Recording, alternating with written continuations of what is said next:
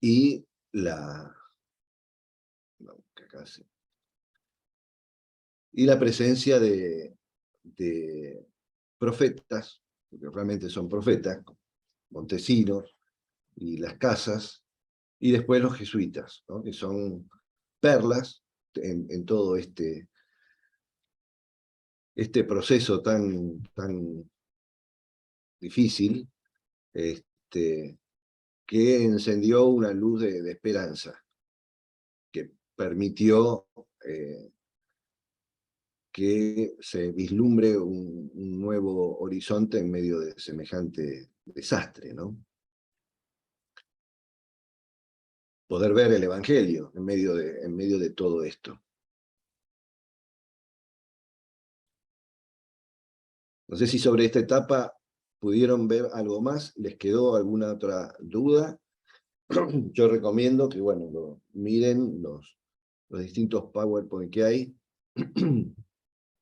como para tener una visión general de los distintos pasos y después el análisis es un análisis más de lo filosófico que hace Dussel sobre 3 o 4 puntos importantes de lo que significó el choque de culturas y de una evangelización artificial, ¿no? Consulta, yo leí algo de eso en la historia de la iglesia de Dussel, pero capaz que está en varios textos. Sí, sí. Pues ahí, Sí. sí, debe ser una concepción. Y me llama la atención católico él, ¿no? Poder hacer esa revisión crítica. No, no, sí, Bien, muy crítico. sí. Este, sí, aportó mucho al tema del análisis de la evangelización y la conquista desde de su óptica de la filosofía, la historia y la filosofía, ¿no? Después fue él el que empezó a hablar de destrucción, de lo que después se llamó deconstrucción, ¿no? Sí, puede Me ser. parece que fue el primero que habló de, pero no sé si por inspiración isaíana o jeremiática, sí, Sí, de los sí, profetas, ¿no? Sí, sí, de sí, construir, destruir, sí. Decía que había que destruir la historia, en otras cosas, la historia de la filosofía también. claro, claro, claro.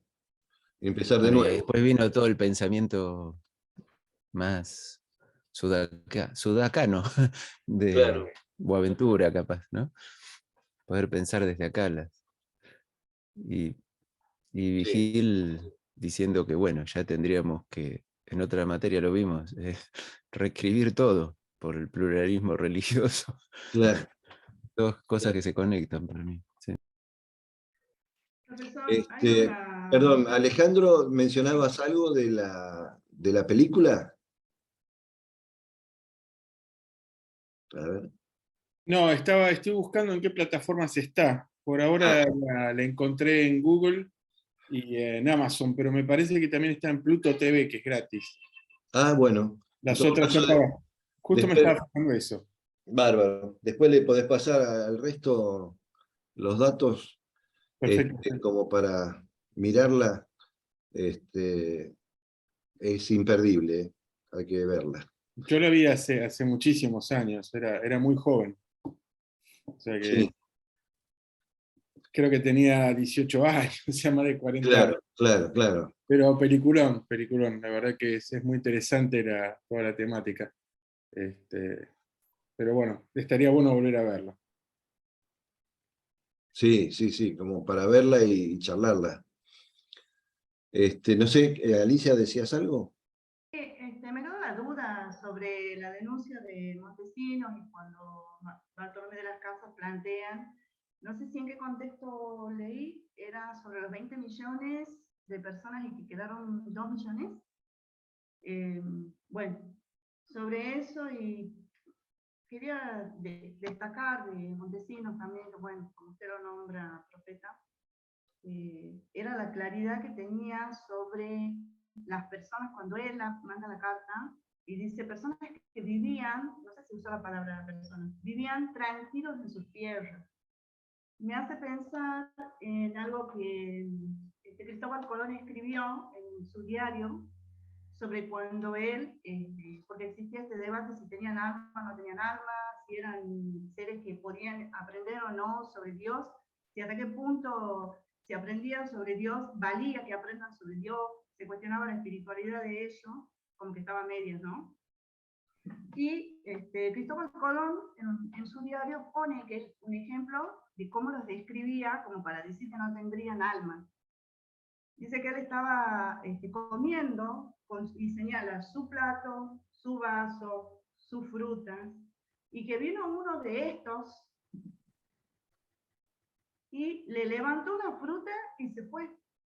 Entonces ahí creo que hubo un encuentro cultural, porque no sé si serían choques culturales, porque uno viene a aplastar al otro, ahí no hay un choque, hay una simetría. Creo que acá en esta carta donde creo desde mi perspectiva, no quiero decir que esté mal el concepto o lo vertido, pero ahí para mí era claro que hubo un encuentro de dos tipos de maneras de ser en el mundo en ese momento, porque él planteaba la individualidad, esto era mío, mi plato, y le aterraba la idea, y él ponía así, ¿no? Cristóbal Colón, ¿cómo podría haber levantado de mi plato la fruta? Y ellos estaban acostumbrados que en su comunidad era de todos. Entonces eran dos, ahí hubo un encuentro. Un ejemplo del choque cultural, ¿no? Que trajo tantas malas interpretaciones también, ¿no? Incluso satanizaciones Satanizaciones, claro. de terminología, concepciones culturales, cosmovisiones, palabras interesantes para la cultura.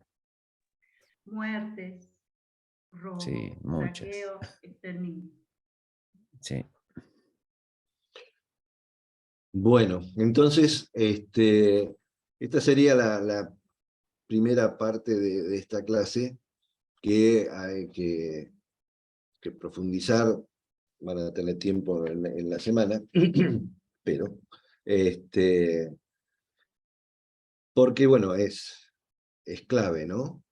Clave, justamente nos tocó en esta época, cerca del 12 de octubre, y es clave para entender muchas cosas de nuestra historia, muchas cosas de la Iglesia. La segunda gran parte de esta clase está dedicada al protestantismo en el siglo XX. O sea, ahí tienen algo que les haya sorprendido, levante alguna pregunta. Hay una buena lista de cómo fueron entrando las iglesias protestantes, América Latina, ¿no? Hay un libro de Arnoldo Canclini, bautista,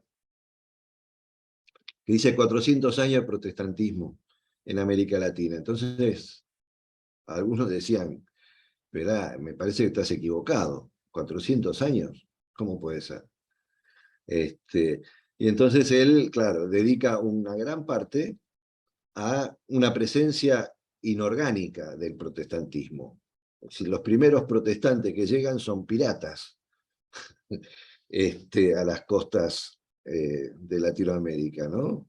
Interesante.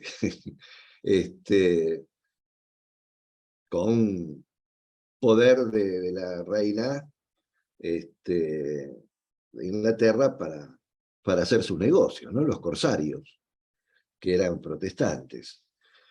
Pero en realidad, exactamente o más institucional, se da alrededor de 1812, con Thompson, Diego Thompson. No hay que confundir con Juan Thompson, que es el que predicó por primera vez en castellano en el metodismo y en toda América Latina, ¿no? Este es Juan, el que yo me refiero es Diego, que vino como colportor colportor, es una palabra, creo que era de origen francés, que son los que van llevando Biblias, vendiendo Biblias. Y bueno, se hizo bastante amigo de los libertadores de San Martín, porque él venía con la idea de un tipo de educación que se llama lancasteriana, que estaba basada en que los estudiantes más avanzados ayudan y son docentes de los más chicos, ¿no? Entonces se realiza ahí como una socialización del conocimiento desde la misma edades, digamos, no es alguien desde arriba, sino de los mismos estudiantes que están más avanzados, van educando a los otros. Es interesante. Y él lo hacía a través de la Biblia, o sea, la alfabetización la realizaba a través de la Biblia, los textos bíblicos. Y bueno, el tema lancasteriano gustó bastante a los próceres que estaban trabajando por la liberación del continente, y por eso tuvo algunas visas y posibilidades de viajar mucho. Viajó por Argentina, por Chile, por Perú. En Perú cayó preso, porque obviamente la Biblia que repartía era una Biblia que no era permitida por la Iglesia Católica. Recuerden que la Vulgata seguía siendo en ese momento la Biblia. Y venía con Biblias de las sociedades bíblicas británicas, y eran por poco menos que el demonio. Pero bueno, la primera presencia protestante, que tampoco es orgánica, pero sí fue como un misionero colportor, fue Thompson. Profesor, ¿y no habrá tenido que ver también el hecho de que era un tiempo de independencia y de justamente los reyes católicos, y que Simón Bolívar también asumió este tema del método lancasteriano, y los peruanos también, los chilenos? ¿Por qué? Porque era una masificación de la educación y ellos estaban pidiendo también, los independentistas, que la gente pueda entender lo que España estaba mandando, y si no sabían leer, no iban a poder comprender. Por eso creo que abrazan más esta propuesta, porque también viene como una propuesta de independizarse también. Sí, tal cual. Sí, sí. Sí, por eso lo vieron con buenos ojos y usaron el método. La primer misión protestante fue la anglicana, ya más orgánica, en 1825. 1825, anglicanos, 1827, la presbiteriana, y 1835, la metodista. Todas de habla inglesa, todos en tiempo de Rosas, y Rosas hizo un pacto que les permitía la predicación, siempre y cuando sea en idioma de origen y dentro de los templos o de las casas. Es una especie de tolerancia religiosa, ¿no? A tal punto que Rosas le brindó la actual catedral anglicana, que está en Buenos Aires, que está muy cerca de la catedral católica. El terreno fue donado por Rosas, para que los ingleses pusieran ahí su catedral. Porque además Rosas necesitaba estar en buenas relaciones con Inglaterra. Así que es la primera iglesia que se instala en el país. Después la presbiteriana, que el templo está en Perú y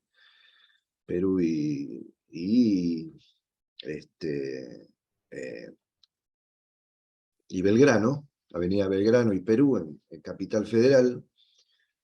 Tiene algunas reformas, pero es el templo original. Y la tercera es el metodismo, que hace su primer templo en el 40, no es el actual, después se tira abajo, y en 1874 hacen el actual templo que está en Corrientes y Maipú, también en Capital Federal. Todos grandes templos. El primero fue en Cangallo y Libertad. Cangallo, sí, sí, O sea, ahora Perón, ¿no? La calle Perón. claro. No, y te quería comentar que los británicos pueden venir con el anglicanismo porque se firma un tratado en 1825, que es el que vos hacías referencia, pero es un tratado entre el gobierno argentino y el gobierno británico. Y creo que es en el artículo, tengo acá, no estoy diciendo nada de memoria, creo que es el artículo 12, es el que permite acá está, Tratado de 1825. Artículo 12, que los súbditos de su majestad británica residentes en la provincia de Río de la Plata no serán inquietados ni perseguidos ni molestados por razón de su religión. Gozarán de una perfecta libertad de conciencia, etcétera, etcétera. Pero fue a raíz de eso, y por eso pudieron entrar primero los británicos. Claro, claro. Ah, perdón, los anglicanos.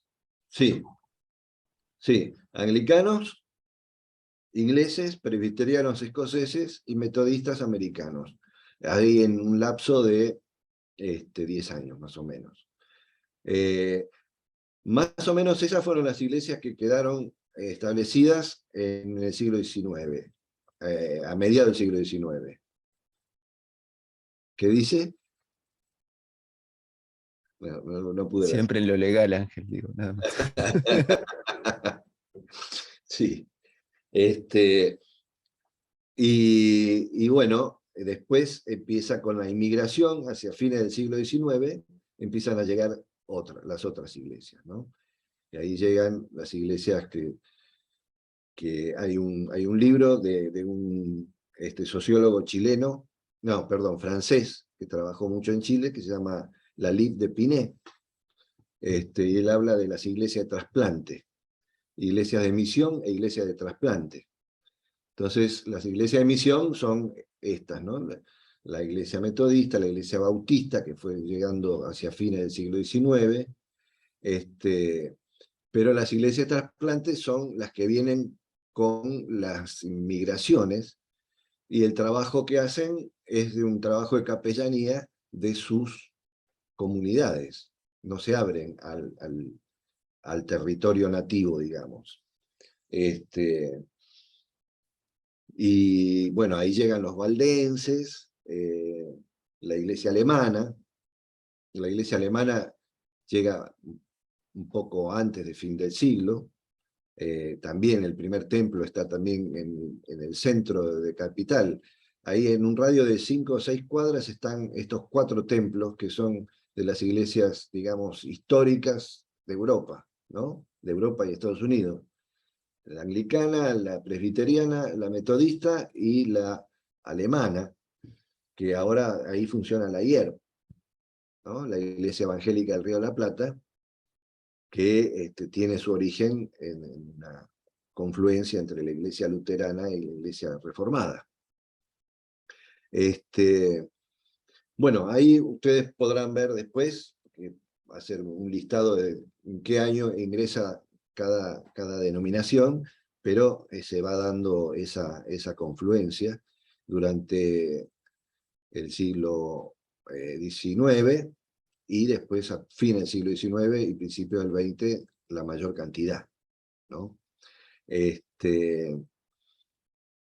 Después, otra cosa interesante para tener en cuenta son los congresos ecuménicos, que yo les pongo ahí, que se van dando.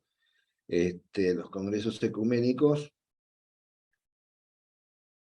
parten como una reacción a un congreso ecuménico que hubo en 1910 en Edimburgo, que se habla de la evangelización protestante en el mundo, digamos, como las misiones, como llevar adelante las misiones, pero no son invitados ninguno de los que están presentes en América Latina. Entonces, eso causó mucho malestar, no tanto en los nativos latinoamericanos protestantes, porque eso era todavía muy, muy reciente, sino en las agencias misioneras protestantes que estaban en América Latina y que en Edimburgo los habían ninguneado. Entonces, preparan un congreso netamente latinoamericano, y es el primer congreso ecuménico latinoamericano que se hace en Panamá en 1916.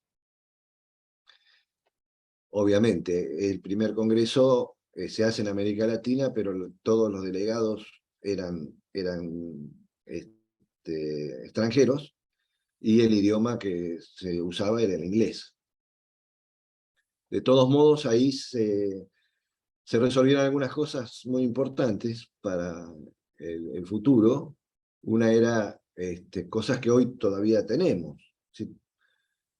El tema del nombre evangélico en los nombres oficiales, que todos puedan ser reconocidos con el nombre evangélico. Iglesia evangélica luterana, iglesia evangélica metodista, iglesia evangélica reformada. Eso fue una decisión que se fue dando en algunas reuniones posteriores al Congreso de Panamá, como fruto de ese congreso. Después hay dos congresos más, que son muy importantes, uno en Montevideo, en 1925, y el otro en La Habana, Cuba, en 1929. Ahí cada vez más la presencia nativa, digamos, de latinoamericanos evangélicos es cada vez mayor.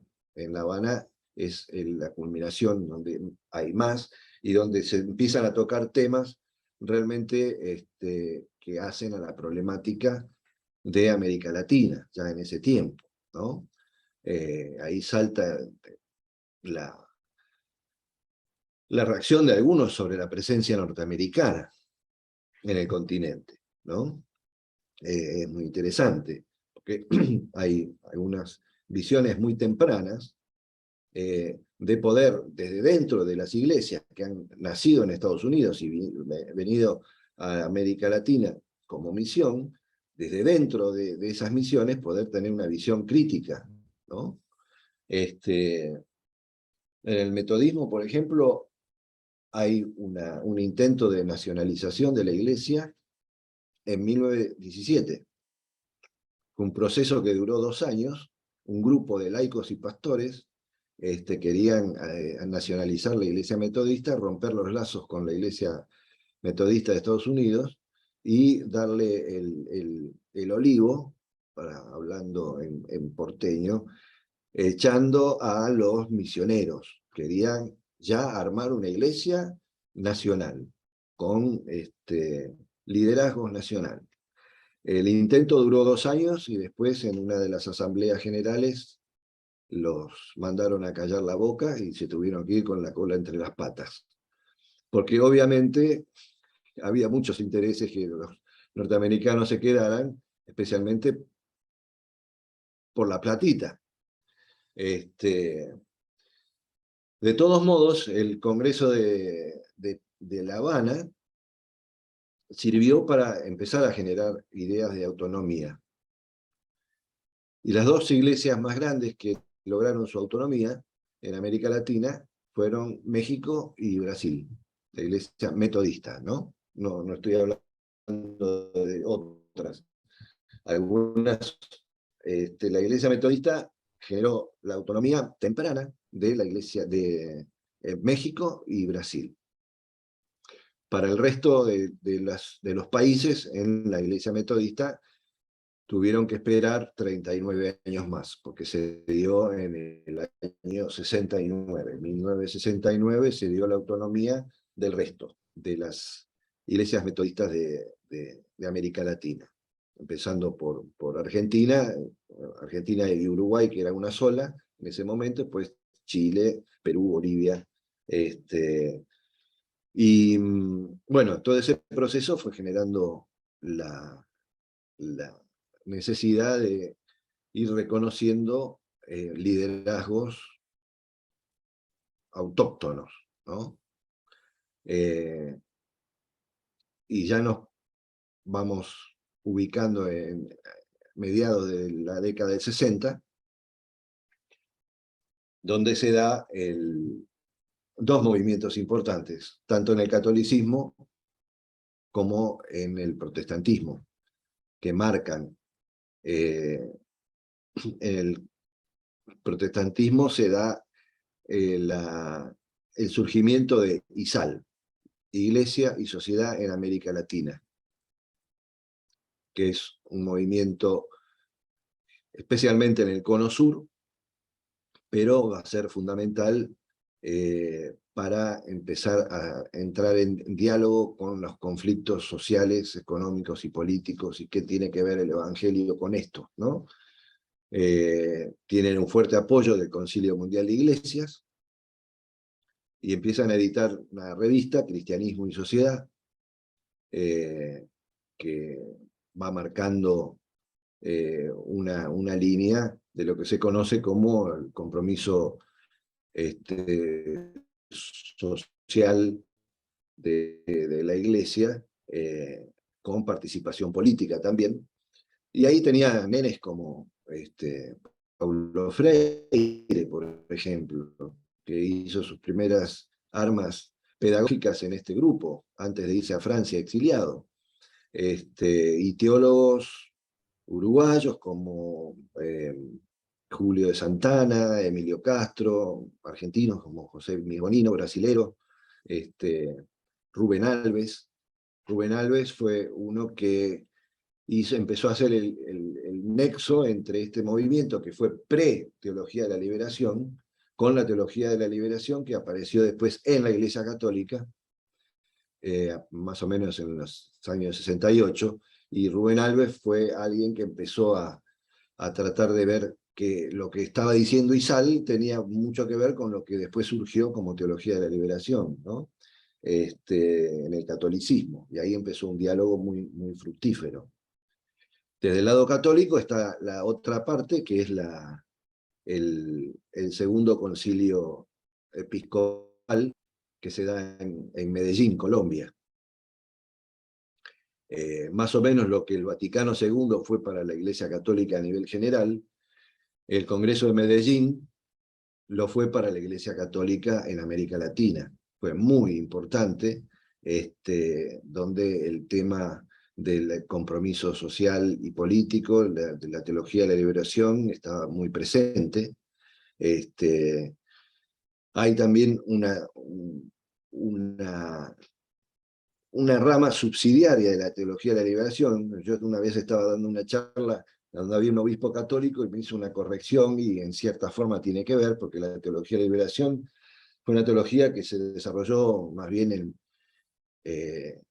poco contradictorio, pero se desarrolló más bien en la academia, en los seminarios. Pero en Argentina ya había aparecido lo que se conocía como teología del pueblo, donde había varios sacerdotes comprometidos con eso, como Juan Carlos Escanone y varios otros, que había una diferencia, para hacer una disquisición, había alguna diferencia con la teología de la liberación por el tema de categoría de pueblo o clase, ¿no? El análisis social que hacía la teología de la liberación, que había optado por un andamiaje de análisis social marxista, tenía la categoría de clase. En cambio, la teología del pueblo, cuyos principales exponentes pertenecían al movimiento popular, algunos peronistas, hablaban de la categoría de pueblo. Entonces eso llevó a un conflicto, o sea, un conflicto que se dirimía en las discusiones, ¿no? ¿Qué categoría hay que usar para hacer un correcto análisis de la sociedad a la luz de un evangelio comprometido? Y esos dos movimientos realmente fueron muy, muy importantes. Que de ahí marcarán lo que viene después, ¿no? Yo creo que ese es uno de los hitos más grandes y más importantes. Todo lo que viene después necesita abrevar tanto de Medellín, en el ámbito católico, como de ISAL. Ahí yo les puse en la plataforma, hay una muy buena entrevista que le hacen a Julio de Santana, con varias páginas. Ahí está resumido muy bien la historia y los focos teológicos importantes de ISAL, que no tiene desperdicio. Y quizás en los últimos años como que quedó medio en el olvido, ¿no? ISAL. Y realmente fue en el ámbito protestante muy importante. Está bien si hubiese acá algunos hermanos de países del norte, de América Latina, por ahí les pasa más desapercibido, porque realmente el impacto más grande fue en el cono sur, ¿no? Brasil, Uruguay, Argentina, Chile, pero ayudó a difundir todo ese pensamiento hacia el norte. ¿Profe? Perdón. Hable, compañero. Sí. Dale, Alicia. Estaba en una clase en el doctorado de educación y la vicerrectora de la universidad estaba enseñando sobre las teorías críticas transformadoras. Entonces comienza a hablar sobre Paulo Freire. Y sí, y habla todo lo que era la perspectiva, lo que era la academia en ese momento. Entonces levanto la mano y le digo, profesora, ¿por qué usted no está nombrando que una de las bases de las cuales se desprende las teorías críticas transformadoras fue justamente la teología de la liberación?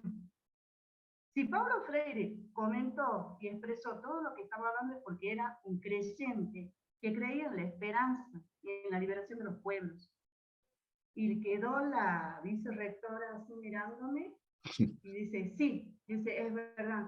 Yo creo que también nosotros no podemos cometer este tipo de errores, no sé si se le podría llamar así, le dije, de no reconocer desde dónde comienzan los cambios sociales y que muchos grupos han luchado y han trabajado sobre esto y han puesto el cuerpo, así como lo puso Paulo Freire, tuvo otros colegas, compañeros que pensaban igual.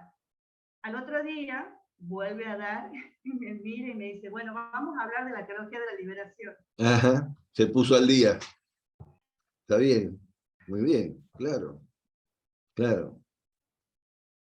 Sí, Raúl, Es quería decir. interesante quizás quizás para un espacio posterior teológico, ¿no? La discusión Bonhoeffer, que quizás para mí no estaba muy clara, porque quizás tengo poco de Barth, leído algo y menos de Bonhoeffer, pero esa categoría, quizás el encuentro de Bonhoeffer en la cruz real, lo hizo enfrentar a categorías quizás de muerte, que, que después se tradujeron en otras formas de entender lo que era, bueno, Pía, por ahí, teólogo sudafricano, o más bien suizo, era la muerte de Dios, y después derivada en muerte del pueblo, ¿no? O teología del, claro, y también tiene que ver, Moltmann me refiero, que escribió también sobre la esperanza, y Sí. y esto generó el diálogo. No, yo me había perdido esta parte de Isal, no la conocía, es cierto que no es muy conocida, yo la tenía más ubicada en diálogos europeos y Brasil, pero no, fue algo más gestado de acá. Sí, Pero es cierto, la formación que tuve anteriormente era más bartiana, claro. bonhoefferiana nada, claro. Y, y no es inoportuna, ¿no? Incluso tengo libros acá que ni los leí, me dan ganas de leerlos. Pero bueno, habrá otro espacio para eso, creo. Sí, seguro, seguro, seguro. Bueno, y Y el otro tema importante es la entrevista al presidente de la Federación Uruguaya de Iglesias Evangélicas, que ven ahí en el video, que habla sobre el tema de evangélicos y los movimientos conservadores de derecha, ¿no? Eso es bien actual.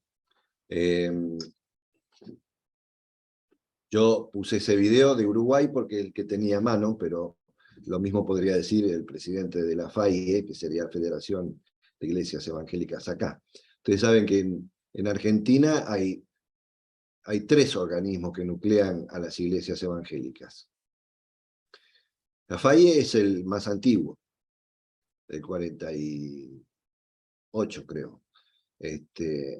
Nuclea a las iglesias protestantes más bien históricas, y se le fueron agregando algunas iglesias pentecostales históricas. O sea, el pentecostalismo hoy en día es un fenómeno muy amplio, pero se puede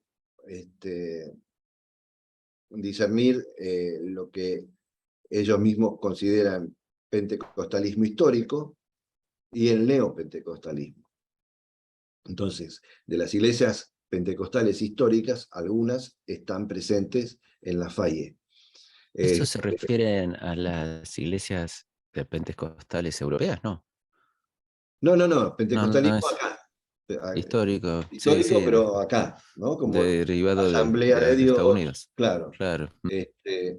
Son las primeras que vinieron y que tienen una vocación ecuménica, que tienen una organización, y el neopentecostalismo es aquellas que son más bien iglesias en torno a pastores, ¿no? Que en algún momento se fueron desprendiendo del pentecostalismo histórico, pastores o líderes que, bueno, fueron generando algunas otras iglesias.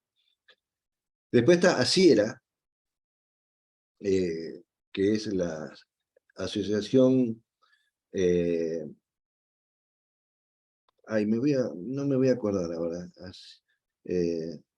Asociación Cristiana de Iglesias Evangélicas Argentina, algo así, de la República Argentina. En realidad, ahí se congregan, digamos, los grupos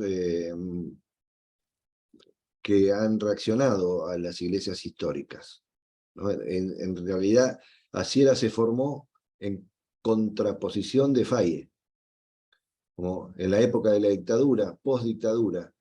FAIE tuvo una participación muy activa en la lucha contra la dictadura por los derechos humanos, y un grupo de iglesias estaban, cuando se decía evangélicos, se referían a la FAIE, entonces ellos quisieron diferenciarse y armaron Asiera en el 85, 1985.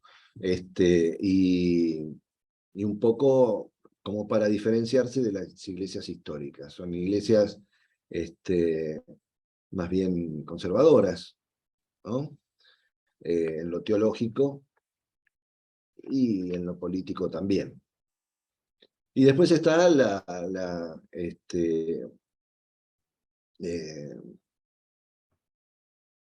Confederación Pentecostal, que reúne...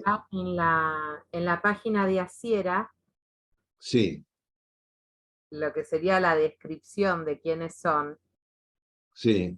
es una alianza de iglesias y entidades libremente asociadas, con fines específicos relacionados a la fe que promueve y que tiene como jerarquías únicas y absolutas al Dios Creador y Padre, a Jesucristo el Salvador como Hijo de Dios y al Espíritu Santo, aceptando las Sagradas Escrituras como fuente y guía de la fe y la conducta cristiana.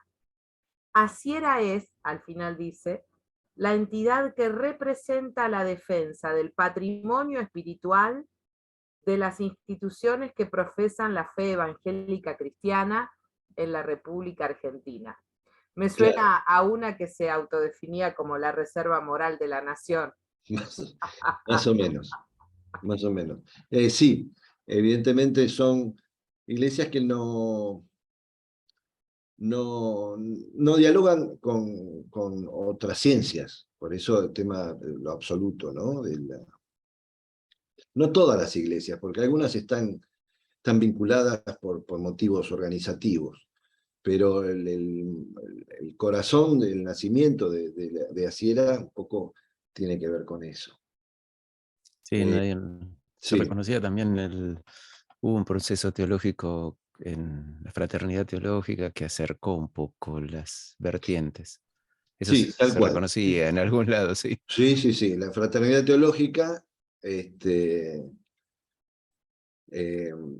fue movilizada por Escobar, ¿no? Escobar y Padilla.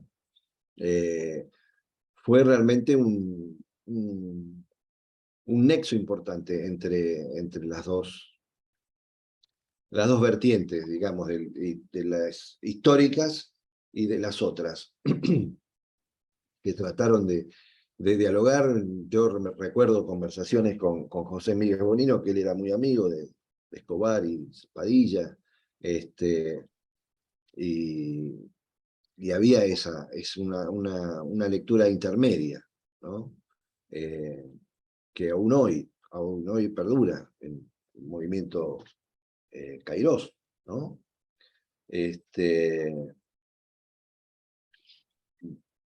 Me acuerdo, algunas diferencias creo que esto lo comenté, con el tema ecuménico, ¿no? Las iglesias de Faye son ampliamente ecuménicas. Las iglesias de Asiera no quieren hablar de la palabra ecumenismo. Ellos hablan de interdenominacional, ¿no? Y yo charlando con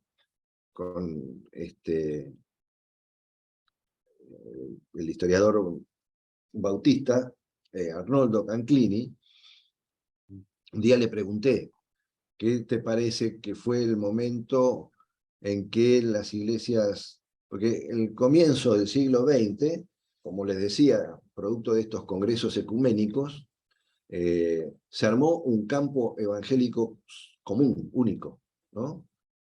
Poco además en lucha contra el catolicismo en esa época. Entonces, campo evangélico común con el nombre evangélico, usaban también un mismo himnario, y todo eso se fue quebrando. Entonces le pregunté, ¿cuál es el punto para vos que fue el que hizo la división entre algunas iglesias históricas y estas otras?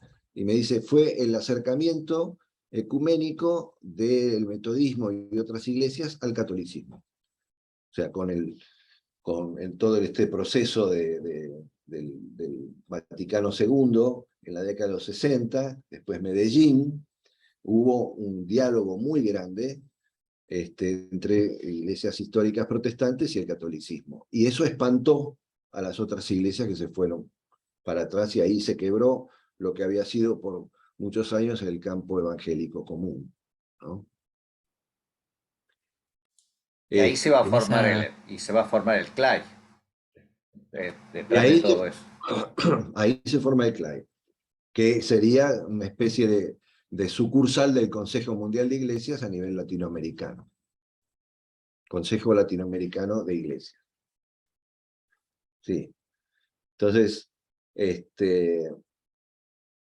para las iglesias históricas sería a nivel nacional, FAIE, a nivel continental, CLAI. Para las iglesias que están en Asiera, sería Asiera a nivel nacional, y CONELA sería a nivel latinoamericano. O sea, se dieron dos como organizaciones paralelas, tanto a nivel nacional como a nivel latinoamericano. Hablabas de la Confederación Pentecostal, ¿no tiene el neopentecostalismo nomás o otra Sí, versión? sí. Perdón que me fui para No, atrás. Sí. no. Mm.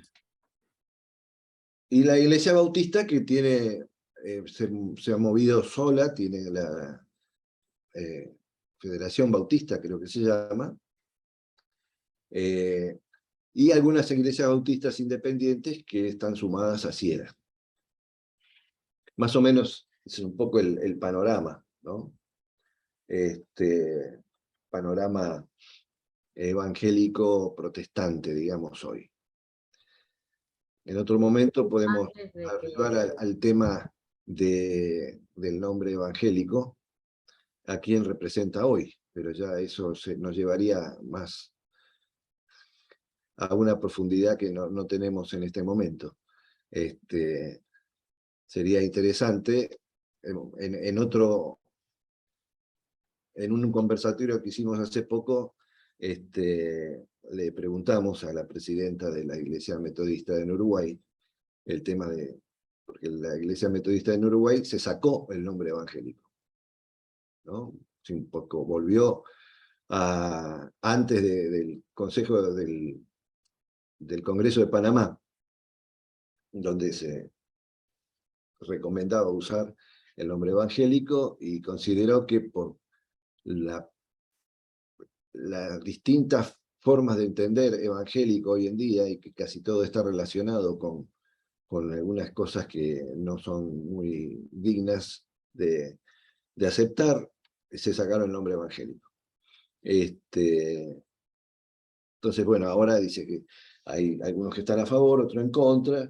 Es un análisis interesante que hay que hacer a nivel comunicacional, a nivel teológico, a nivel histórico, ¿no? Yo, cuando me preguntaban, digo, no es bueno regalar el nombre, ¿no? Está bien, algunos me dicen, mi esposa, por ejemplo, en discusiones que tenemos con ese tema, me dice, hoy comunicacionalmente, la palabra evangélico remite solamente a una expresión, que es el fundamentalismo, que es el conservadurismo, el que apoyó a Bolsonaro en Brasil. Le digo, sí, pero ¿por qué regalar si está lleno de sentido histórico la palabra?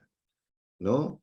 Entonces, ¿qué es lo que predomina más? ¿Lo histórico-teológico o lo comunicacional? ¿No? Es interesante como para tenerlo presente.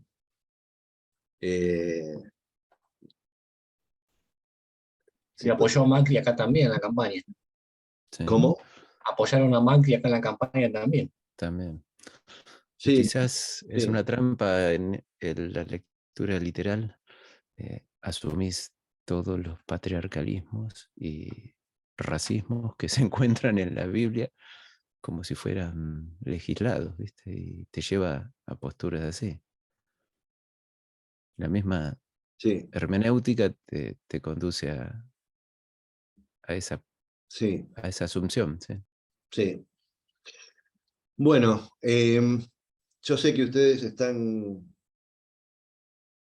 pensando en la otra materia también, que algunos van a rendir esta noche, otros mañana. Les digo, ¿Ya se rinde? 19, ¿eh? A las 9 nos vemos, algunos nos vemos en una mesa de exámenes de la otra materia.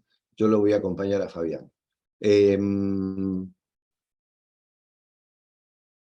Sería bueno que entre el 19 y el 20, le había dicho el 19, pero pueden también 19-20, puedan ir entregando el trabajito que tienen que hacer, sobre el cual en el examen vamos a charlar. Para eso, una vez que se saquen de encima la otra materia, mejor dicho, que rindan bien la otra materia,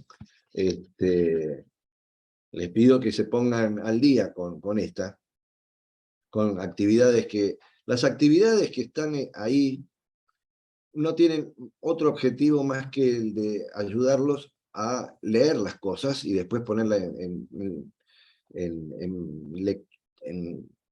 palabras a través de esas actividades. O sea que hacerlas les va a demandar leer algunas cosas o ver algunos videos y sistematizarlas en la cabeza. Entonces,